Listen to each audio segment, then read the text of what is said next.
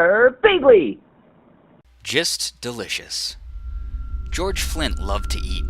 Each day at noon, he closed his camera shop for 2 hours and went home for a big lunch his wife Mina cooked for him. George was a bully, and Mina was a timid woman who did everything he asked because she was afraid of him. On his way home for lunch one day, George stopped at the butcher shop and bought a pound of liver. He loved liver. He would have Mina cook it for dinner that night. Despite all his complaints about her, she was a very good cook. While George ate his lunch, Mina told him that a rich woman in town had died. Her body was in the church next door. It was in an open coffin. Anyone who wanted to see her could. As usual, George was not interested in what Mina had to say. "I've got to go back to work," he told her. After he left, Mina began to cook the liver. She added vegetables and spices and simmered it all afternoon just the way George liked it. When she thought it was done, she cut off a small piece and tasted it. It was delicious, the best she had ever made. She ate a second piece, then a third.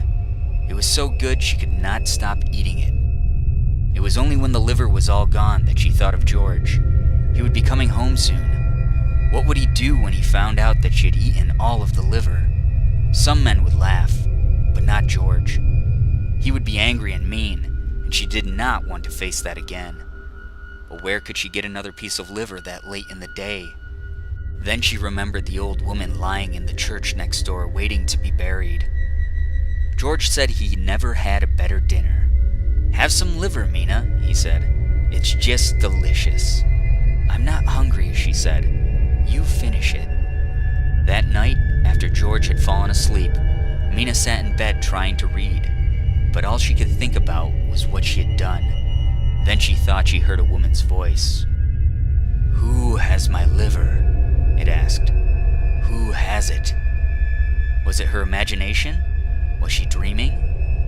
Now the voice was closer. "Who has my liver?" it asked. "Who has it?" Mina wanted to run.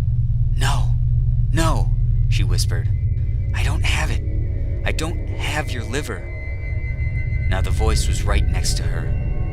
"Who has my liver?" it asked. "Who has it?" Mina froze with terror. She pointed to George. "He does," she said. "He has it." Suddenly the light went out, and George screamed and screamed.